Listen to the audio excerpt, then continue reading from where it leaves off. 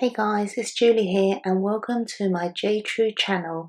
So in this video, I'm going to show you how to join that dot in the eye. So let me just enlarge the word high for you.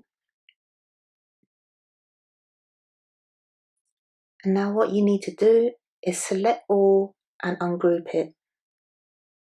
And then go to shapes and select any shape you want. I'm going for the circle.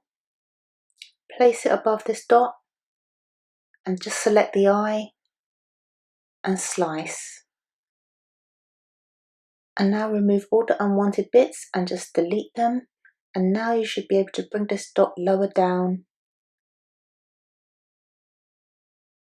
And then to connect it together, select the eye again and weld.